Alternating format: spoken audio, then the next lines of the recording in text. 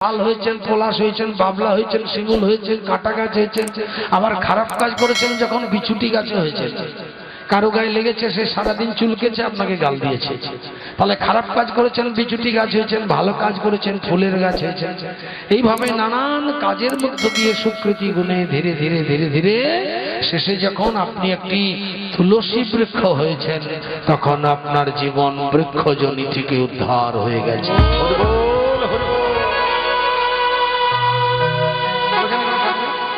আপনি বৃক্ষজনিতে তখন উদ্ধার হয়ে গেছে। বুঝতে পারছেন? ওই যে তুলসী বৃক্ষটা দেখছেন, ওর পূর্ব জীবনে দেখুন, ও অনেক গাছ হয়েছে, বহু রকম গাছে হয়ে ঘুরে ঘুরে ঘুরে ঘুরে সুকৃতি গুণে যখন ভালো কাজ করেছে, তখন তুলসী বৃক্ষ হয়ে আজ নিতাই সত্তারের সেবা সঙ্গনে আপনাদের হরিনাম শোনার বা সাধু বৈষ্ণবের চরণে কৃষ্ণ কথা শোনার সৌভাগ্য পেয়েছে, ওর জীবন উদ্ধার। মনে রাখবেন, কাজ যদি ভালো করেন তবেই উদ্ধার। বৃক্ষজন শুধু নয়, কৃমিকীট ফুলে এসেছেন, কত পোকামাকড় হয়েছেন, শেষে যখন একটি মৌমাছি হয়েছেন, প্রতি ফুল থেকে মধু তুলে তুলে যখন মৌচাকে গিয়ে রেখেছেন, এবার সেই মৌচাকটা ভেঙে ওই মধু সঞ্চয় করে যখন গোবিন্দ সেবায় লেগেছে, তখন আপনার কৃমিকীট কুল উদ্ধার হয়ে গেছে। হরি বল, হরি বল, হরি বল। এবার আপনি কি হয়েছে? জলচর কুলে এসেছেন। কত জলের পোকা হয়েছেন, বাগদা চিংড়ি হয়েছেন, গলদা চিংড়ি হয়েছেন, তিমি মাছ হয়েছেন, কাতলা মাছ হয়েছেন, পোনা মাছ হয়েছেন, হননি? কুম্ভীর হয়েছেন, জলহস্তি হয়েছেন, অনেক কিছু জলে হয়েছেন।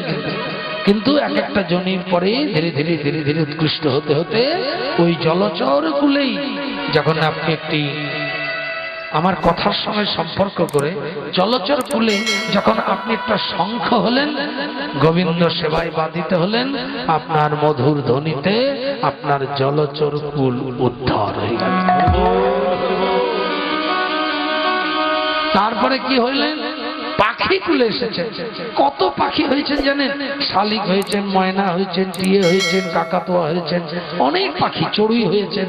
শেষে যখন ময়ূরপঙ্খী হয়েছেন, আপনার পালক গোবিন্দের শিরে গোবিন্দ ধারণ করে সেবায় লেগেছে, আপনার পক্ষী কুল জনি উদ্ধার হয়ে গেছে। সবার শেষে আপনি মানুষ হয়েছেন।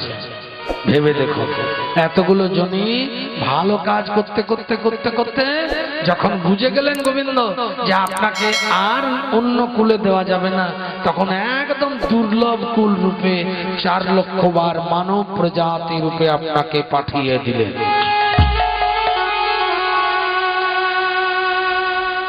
আপনি এই জনিতে এসে পড়ে আজকে হয়তো ট্যাংরাখালিতে এসেছেন, আগের জনিতে হয়তো আপনি দেখা গেল আপনি ঝাড়খণ্ডে ছিলেন। এমন হতে পারে যে তার আগের জন্মিতে হয়তো আপনি উত্তরপ্রদেশের মাটিতে ছিলেন, হতে পারে। তাহলে এই মনুষ্য কুলে যত ভালো কাজ করবেন মা, মানুষ কুলে উদ্ধার কি করে হবে? মানুষ কুলের উদ্ধার তখনই হবে যখনই আপনি একজন সাত্ত্বিক বৈষ্ণব হতে পারবেন। আপনি সেবা কার্যে মনোনিবেশ করে আপনার সারা দেহটাকে, অঙ্গ প্রত্যঙ্গগুলিকে আপনি যখন গোবিন্দ সেবায় নিবেদন করতে পারবেন, তখনই একজন বৈষ্ণব হয়ে, সিদ্ধ পুরুষ হয়ে, নিত্য লীলায় প্রবিষ্ট হয়ে, শুদ্ধ আত্মা ভগবানের চরণ প্রান্তে প্রাপ্ত হয়ে আপনার মনুষ্যকুল উদ্ধার হয়ে যাবে।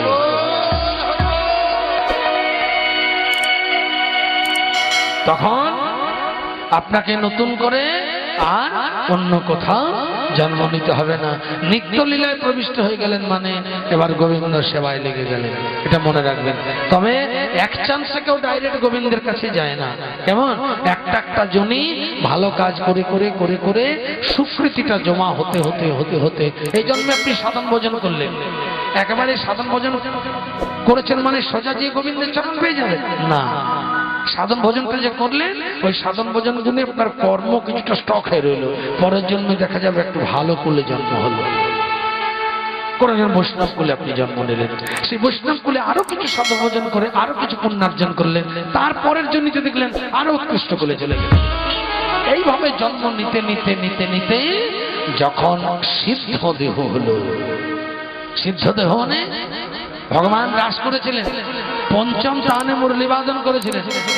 আর এই পঞ্চম টানে মুরলী বাদন করার সময় সমস্ত গোপী চিত্তকে আকর্ষণ করেছিলেন।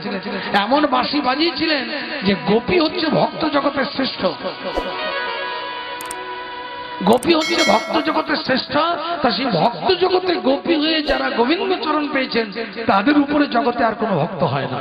তা সবাই যখন গোবিন্দের বাঁশি শুনে ছুটে যাচ্ছে, তখন একজন গোপীর অনুরাগ এত বেশি, সে কিন্তু ঘর থেকে যেতে পারছে না। তার স্বামী বলছে পিঠের চামড়া তুলে দেবো, কই যাও তো দেখি। গভীর রাত্রিবেলাতে স্বামী ঘুমোচ্ছে, ধীরে ধীরে ঘরের দরজায় পা রেখেছেন বাইরে। কি নাম? অচিন্তপুর বলে একটি জায়গা আছে বৃন্দাবনের বর্ষণার পাশে। সেখানে একজন গোপী ছিল যার নাম ছিল চিন্তামণি। সে ওই দরজার বাইরে পা দিয়ে যখন কৃষ্ণের বাঁশিটা শুনে পাগল হয়ে কেঁদে ব্যাকুলা হয়ে ছুটছে, এমন সময় স্বামী ঘুম থেকে উঠে বলছে, আরে বহু তুই ইতনা মন্থর মে কাহা যা রহি হো? তখন ও কেঁদে কেঁদে বলছে, আমি আমার শ্যামপতির কাছে চললাম গো। বলে বাহ क्या बात, ताज्जुब की बात है, तेरे शादी किया हम और तेरा पति है श्याम, ये कौन बात है? আমি তোমাকে বিয়ে করেছি আর শ্যাম তোমার পতি হয়ে গেল। বাহ বাহ বাহ, যাওয়াচ্ছি দাঁড়াও। স্বামী রেগে গিয়ে বলছে, আমি তোমার পতি, আবার একটা নতুন করে পতি করা হয়েছে। চুলের মুঠিটা ধরে টানতে টানতে, কি করছো? টানতে টানতে নিয়ে ঘরের ভিতরে দরজা ঢুকিয়ে দিয়ে দরজাটা তালা দিয়ে দিলেন। তালা দিয়ে জানলা দরজা বন্ধ করে বলছে, দেখি তোমার কোন পতি আছে, তোমাকে নিয়ে যাক। আর তোমার কেমন পতির কাছে মেলার বাসনা, তুমি একবার পতির কাছে যাও। বলুন মা, কাউকে যদি এইভাবে আটকে দেয় আর সত্যি যদি তার প্রাণ গোবিন্দের জন্য কাঁদে, তাকে 50 খানা তালা দিলেও আটকানো যাবে? হরিবল হরিবল। তাকে যদি 50 খানা তালা দিয়ে রাখেন, তাকে আটকানো যাবে? যাবে না। সারা রাত ধরে হা কৃষ্ণ গোবিন্দ বলে চোখের জলে কাঁদতে কাঁদতে কাঁদতে কাঁদতে কাঁদতে এমন একটা জায়গা তৈরি হলো, গোবিন্দ দেখলেন একে আর ঘরে ফেলে রাখা যাবে না। গোবিন্দ সঙ্গে সঙ্গে কি করলো জানেন? ওর এই ব্যাকুল আত্মাকে সবার আগে, সব গোপীরা ছুটে আসছে গোবিন্দের কাছে রাজ দর্শন করবে বলে, কিন্তু গোবিন্দ ওই গোপীটির আত্মাটিকে সবার আগে টুক করে টেনে নিয়ে নিজের চরণে পৌঁছে দিলেন। তার মানে কি হলো? তার মানে সারা রাত যে কেঁদেছে গোবিন্দের জন্য, এত বেকুল চিত্তে কেঁদেছে যে ঠিক ঠিক সকাল হয়েছে, স্বামী দরজাটা খুলেছে, দেখছে বউয়ের ডেড বডিটা পড়ে আছে।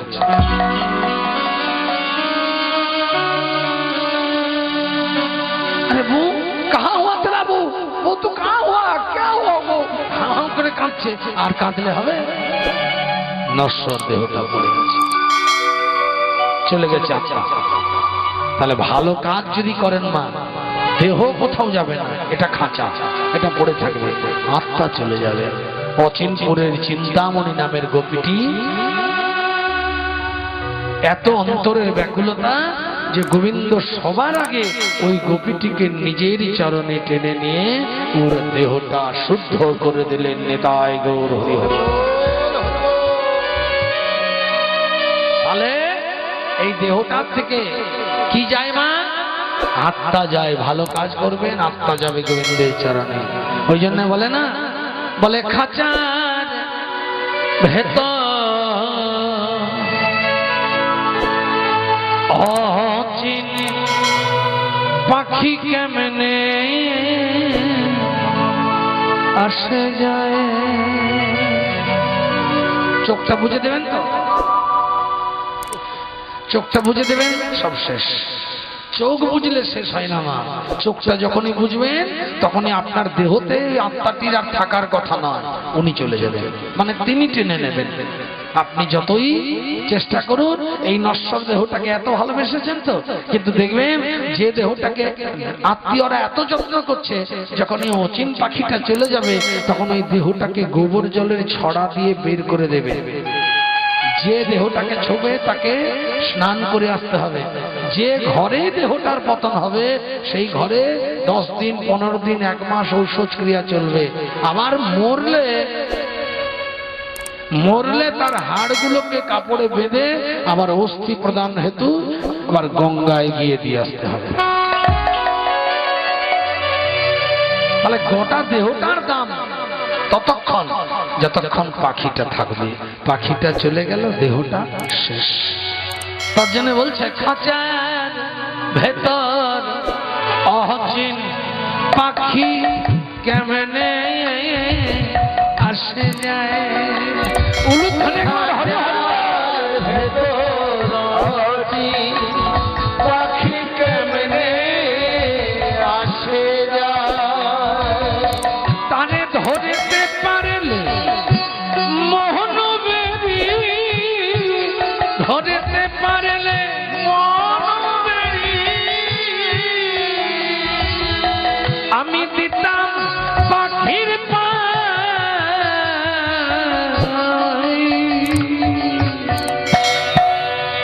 হাই রে কেমনে আসে যায়।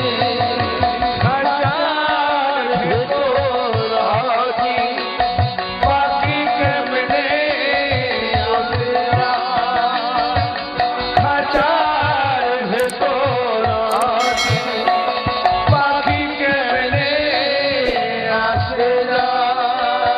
খাঁচাটা কেমন মা? এই দেহটা কেমন? মাথা খারাপ হয়ে যাবে শুনলে দেহটা কি আছে ভেতরে। দেহটাকে কেটে যে শিরা ধমনীগুলো আছে ওগুলো যদি একসঙ্গে জয়েন করা হয় না, ৬২,০০০ বর্গ মাইল লম্বা হয়ে যাবে। একটা আস্ত পৃথিবীকে মানুষের দেহের শিরা ধমনীগুলো পেঁচালে ২.৫ পাক পেঁচানো যাবে। তাহলে কি দেহটা দেখতে ওইটুকু, কি তৈরি করেছে গোবিন্দ ভগবান। আপনার ভেতরে যেটি হাওড়া শিয়ালদা করছে সব সময়, যেটাতে রক্ত সঞ্চালন করছে হার্ট, ওর এত ক্ষমতা, বলছে একটা ৩ তলা ছাদের উপরে যদি জলটা তুলে দিতে বলেন ও পাম্পিং করে জলটা তুলে দেবে। সেই হাতটা নিয়ে আপনি ৩.৫ হাত দেহটা নিয়ে বসে আছেন। ৭ কুঠুরি ৯ দরজা হাটা, উলুধ্বনি হরি হরি। মধ্যে মধ্যে ঝরকা কাটা। ঝরকা মানে কি মা? ঝরকা মানে ডিজাইন। হরি বল। ঝরকা মানে হচ্ছে ডিজাইন। এমন একজন কাষ্ঠশিল্পী দেহটাকে গড়েছে, প্রত্যেকটা কুঠুরিতে একটা করে দরজা দিয়েছে। শুধু একটা কুঠুরিতে দুটো দুটো দরজা আছে। কোথায়? আজ্ঞাচক্রের 2টো দরজা, সহস্রের 2টো দরজা, বাকি একটা। এই জন্য 7টা কুঠুরিতে 9টা দরজা। আর এই দরজাগুলো নিয়ে কি ঝরকা কাটা আছে? পদ্ম ফুল। পদ্ম ফুল বলতে কোন জায়গায় দ্বিদল পদ্ম, কোন জায়গায় অষ্টদল পদ্ম, কোন জায়গায় শতদল পদ্ম, কোন জায়গায় সহস্রদল পদ্ম, কোন জায়গায় আবার অপূর্ব সুন্দর একটি জায়গা আয়না মহল। তাহলে এত সুন্দর ডিজাইন যে করেছে তার চরণে প্রণাম। তার জন্য বলছে দেহটার যে দরজাগুলো সেগুলো কেমন? 7 কুঠুরি 9 দরজা হাটা, মধ্যে মধ্যে ঝরকা কাটা, তার উপরে সদর কোঠা, তার উপরে সদর কোঠা। সদর কোঠাটা কোন জায়গায়? স্বাধিষ্ঠান, মূলাধার, বিশুদ্ধা, অনাহত, মণিপুর, আজ্ঞাচক্র, সহস্রার। এটা হচ্ছে দেহের অবস্থান এক একটা জায়গায়। যেখানে সহস্রার আছে ব্রহ্মদ্বার, সেইখানটা বলছে এত সুন্দর।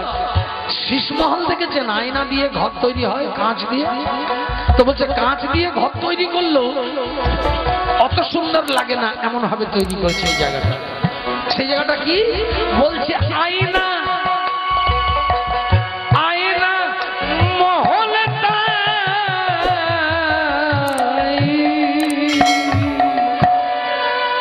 মায়ের একটু সবাই প্রেম সে উলুধ্বনি হৃদয় মেরে খেপা কেমনে আসে খাঁচার ভেতর আছি, পাখি কেমনে আসে যায়।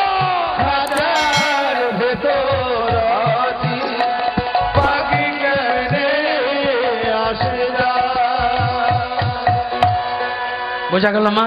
তাহলে এই দেহটাতেই সব। পৃথিবীতে এত তো কীর্তন শুনছেন, তো এত তো পৌরাণিক ঘটনা শুনেছেন, মহাভারতের গল্প শুনেছেন, রামায়ণের গল্প শুনেছেন, গয়া কাশীর গল্প শুনেছেন, ত্রিবেণীর গল্প শুনেছেন, চারিদিকে পুণ্যতীর্থ গঙ্গা যমুনা সরস্বতীর গল্প শুনেছেন, শোনেননি? বিচিত্র বীর্য, ভীষ্ম, দ্রোণ, কৃপাচার্য, বিদুর, কৃষ্ণ সবার গল্প শুনেছেন, শকুনি, নারদের গল্প শুনেছেন, কলিকালে শিবা, সত্যৈত, গদাধর, নিত্যানন্দ সহ ইত্যাদি 64 মহন্ত, ষড়গ সাঁই, ছয় চক্রবর্তী সবার গল্প শুনছেন। বলছেন প্রত্যেকটা পৌরাণিক চরিত্র এমন ডিজাইনে মানুষের দেহটা গড়া যে ওই দেহটার ভেতরে পৃথিবীর প্রতিটি চরিত্র লুকায়িত। বুঝতে পারলেন বাবা? আপনার যে 3.5 হাত দেহটা, এটাকে ছেলে খেলা ভাববেন না। এই দেহটাকে অকালে ঘোচাবেন না। এই দেহটার ভেতরে পৃথিবীর সব লুকাই আছে। বলছে গঙ্গা খুঁজবেন, ওটাও দেহে। যমুনা খুঁজবেন, ওটাও দেহে। ললিতাকে খুঁজবেন, ওটাও আপনার শরীরে। বিশাখাকে দেখবেন, সেও আপনার শরীরে। আস্তে আস্তে রাধারানীকে দেখবেন, সেও আপনার শরীরে। ভীষ্মকে দেখবেন, সেও আপনার শরীরে। শিবা সঙ্গম দেখবেন, ওটাও আপনার শরীরে। নিত্যানন্দকে দেখবেন, উনিও আপনার ভিতরে। গৌরাঙ্গ তো আছেন, কৃষ্ণ আছেন মানে গৌরাঙ্গ আছেন। তাহলে কৃষ্ণ আমার শরীরে কে? আমার শরীরে কৃষ্ণ হচ্ছে আত্মা। কৃষ্ণ 5 রূপে জীবের মধ্যে পরিব্যাপ্ত।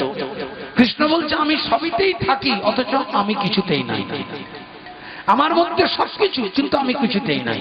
এটাই মানুষ বুঝতে পারে না। বলছে মানুষের ভিতরে যে মেশিনটা দিলাম, যার জন্য মানুষ হাত পা নাড়ছে, গল্প করছে, খাচ্ছে, ঘুরছে, বেড়াচ্ছে, খারাপ কাজ করছে, এটার যেটার জন্য করছে ওই মেশিনটি, যে ব্যাটারিটা দিয়ে চালাচ্ছি ওটা আমার চার্জার ব্যাটারি, আর ওই যে মেশিনটা চলছে ওটার নাম হচ্ছে আত্মা। মানুষ বাদ দিয়ে বাকি জীবের ভিতরে যে মেশিনটা চলছে তার নাম জীবাত্মা। মানুষ যখন ভগবত ভজনে ব্রতী হয়ে কৃষ্ণ ভজন করতে করতে মালা তিলক গুরু ভজন পন্থা অবলম্বন করে এগোতে থাকে, তখন মানুষের যে আত্মাটি শুদ্ধ হয়, বলছে ওই আত্মাটির নাম হচ্ছে আত্মারাম। মানুষের দেহটা ভগবানের নাম গাইতে গাইতে যখন পরিপূর্ণ সিদ্ধ হয়ে যায়, তখন ভগবানের চরণ পেয়ে যায়, তখন তার আত্মাটির নাম হচ্ছে আত্মারামেশ্বর। আর যার ভজনা করছে জগৎ, সেই বাঁশরিওয়ালা আত্মাটির নাম হলো পরমাত্মা। তো ভগবান বলছে আমি 5 রূপে আছি, জীবাত্মা, আত্মা, আত্মারাম, আত্মারামেশ্বর, পরমাত্মা। গোটাটাই ঘুরিয়ে ফিরিয়ে কিন্তু আমি। যার জন্য বলছেন এই দেহ থেকে ওই অচিন পাখি রূপী জীবাত্মাটা চলে গেলে এই দেহটার যে কোনো মূল্য থাকে না। এটা যদি আগে জানতাম রে পাখি, তাহলে তোর যেমন করে হোক চরণ দুটো আমার মনোবিড়ি দিয়ে বেরিয়ে রাখতাম, তোকে যেতে দিতাম না। কিন্তু মা যেতে হবে, এসেছেন যখন যেতে আপনাকে হবে। জন্মিলে মরিতে হবে, অমর কি কথা কবে। দেখবেন কলিকালের মানুষের জীবনে সব থেকে বড় ভয় মৃত্যু হয় না। আপনাকে যদি কেউ বলে আপনি এক্ষুনি মরে যাবেন, আপনি ভয় অস্থির হয়ে যাবেন। কিন্তু আপনাকে যদি 2-4 গুঁতো দিয়ে দেয়, ভয় নাই। পিস্তল দেখালেও ভয় লাগবে না, ছুরি দেখালেও অত ভয় লাগবে না। যদি একবার বলে দেয় আপনি 5 মিনিটের মধ্যে মরবেন, এই 5 মিনিটের মধ্যে মরবেন বলে দিলেই আপনার বাস 5 মিনিটও মনে হয়ে যাবে না, তার আগে স্টপ হয়ে যাবে। 5 মিনিটে মরে যাব। কলিকালে মানুষের জীবনের সব থেকে বড় ভয় হচ্ছে মৃত্যু ভয়। আর এই মৃত্যু আর ভয়, এই দুটো হচ্ছে কলির ছেলে আর মেয়ে। এটা জানেন আপনারা? কলির স্ত্রীর নাম হচ্ছে দ্বিরুক্তি, আর কলির পুত্রর নাম হচ্ছে ভয়, কলির কন্যার নাম হচ্ছে মৃত্যু, যারা এখন কলিকালে রাজ করছে। কলিকালের যে দাদু, তার জন্ম ব্রহ্মার পিঠের থেকে।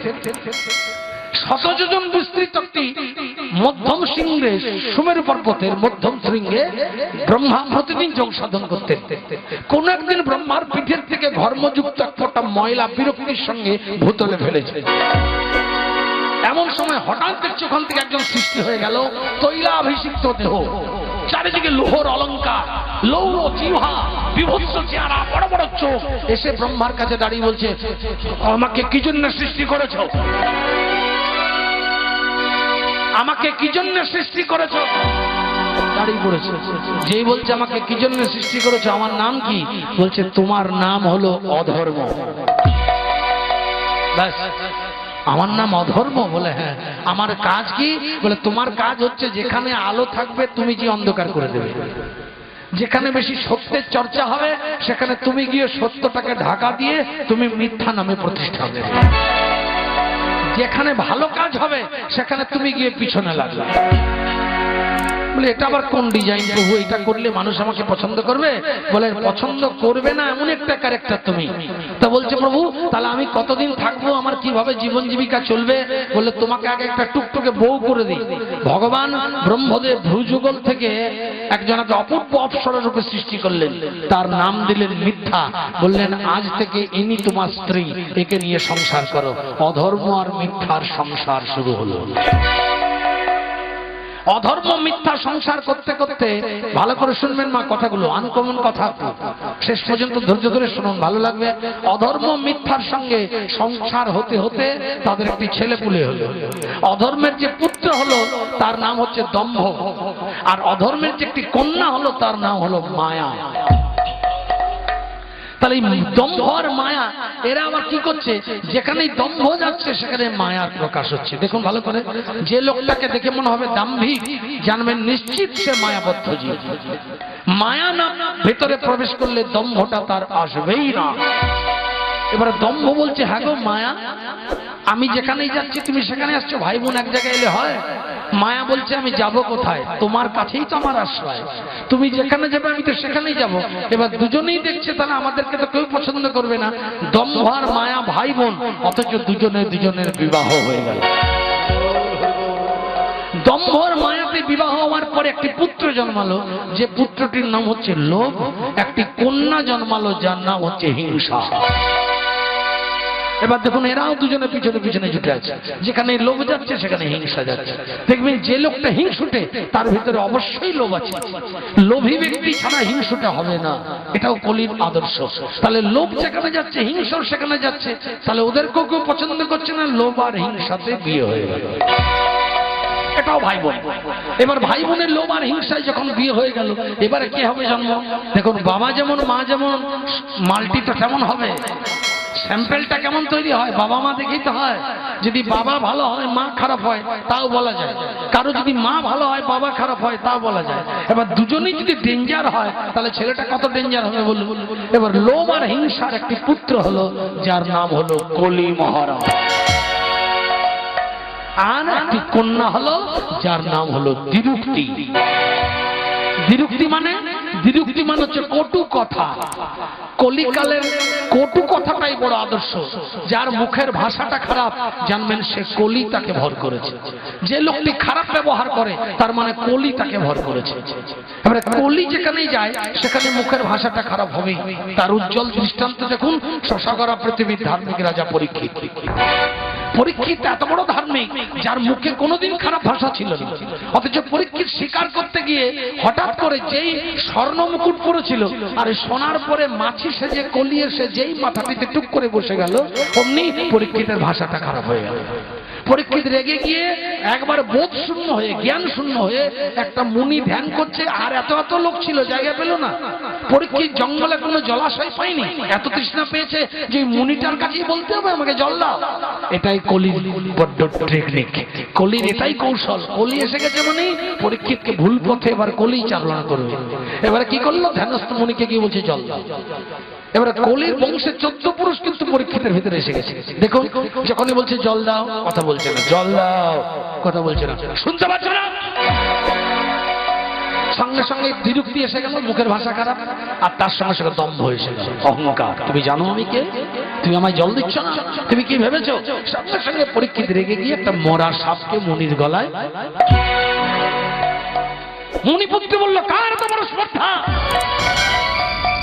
যে আমার পিতার ধ্যান ভঙ্গ করেছে, সে আমার পিতার ধ্যান ভঙ্গ করলো, আমি তাকে অভিশাপ দিলাম 7 দিনের মধ্যে তার তক্ষক দংশনে মৃত্যু হবে। পরীক্ষিত থরথর করে কাঁপছে, কি হলো আমার কি হলো, 7 দিনের মধ্যে মৃত্যু হবে আমার? পরীক্ষিত তখন কি করছে বলুন তো? এই যে মা, আপনি জীবনেও কীর্তন শোনেন না, হরি কথা শোনেন না, ভগবানের নাম শোনেন না, ভগবানকে ভালোবাসেন না, হঠাৎ যদি কেউ বলে যে আপনার 2.5 ঘন্টার মধ্যেই মৃত্যু হবে, এত অবধারিত, আপনি কি করবেন? আপনি চাইবেন ওই 2.5 ঘন্টাটা যদি 2.5 বছর হতো ভালো হতো, 2.5 যুগ হলে আর ভালো হতো।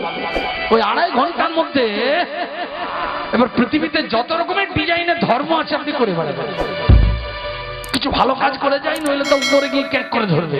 এবার 2.5 ঘন্টার মধ্যে যেখানে যেখানে হরিনাম হচ্ছে ছুটছেন, যেখানে সাধু সঙ্গ হচ্ছে ছুটছেন, যেখানে ভগবত কথা হচ্ছে ছুটছেন, লাভ হবে কিছু? 2.5 ঘন্টায় ছুটে কি হবে? বাকি জীবনটা তো অন্ধকার করে দিলেন। 2.5 ঘন্টাতে কি হবে?